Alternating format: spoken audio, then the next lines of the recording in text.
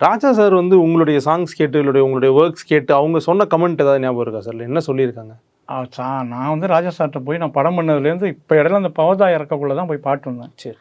ஆமாம். அதுக்கப்புறம் அங்கே நான் போகவே இல்லை, போய் கேட்கவே இல்லை. ஐயா யுவன்கிட்ட பேசுவேன், யுவன் நல்லா பேசுவாப்புல. மற்ற பவதாவை கூப்பிட்டு பாட வச்சுருக்கேன், ஒரு படத்தில் பாட வச்சுருக்கேன். மற்ற யார்ட்டையும் நான் எதுவுமே எதனால ஒரு இல்லை அது அப்படி கிடையாது. நம்மளோட சூழ்நிலை அப்படி வந்துட்டேன், மியூசிக் ஐட்டம் திருப்பி பார்க்கறதுக்கான அந்த வாய்ப்பு சூழ்நிலை அமையலை. இப்போ பார்க்கணும்னு நினைக்கிறேன், போய் பார்ப்பேன், ஃப்ரீயாக இருக்குள்ள போய் பார்ப்பேன், பேசுவேன். உங்களை வந்து பயங்கரமாக இன்ஸ்பயர் பண்ண ஒரு ராஜா சாருடைய மியூசிக்கை வாசித்து காமிக்க முடியுமா? நிறையா இருக்குங்க. ஒரு சாங் 2 சாங்லாம் சொல்ல முடியாது. ஏன்னா அவர் வந்து நம்ம சொன்ன ஒரு பிறவி கலைஞன்னு, அதுங்கெல்லாம் தானாக வர்றது.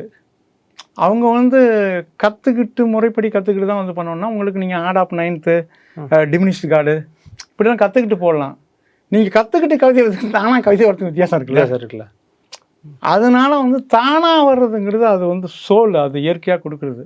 இளையராஜாவுக்கு அது வந்து கொடுக்கப்பட்ட பண்ணைய படத்துலேருந்து இன்னைக்கு ஃபாரின் வரைக்கும் போய் சிம்பனி பண்ணுற அளவுக்கு அவருக்கு அந்த ரூட் ஆஃப் அந்த பிளாட்ஃபார்ம் கடவுள் போட்டு கொடுத்துட்டு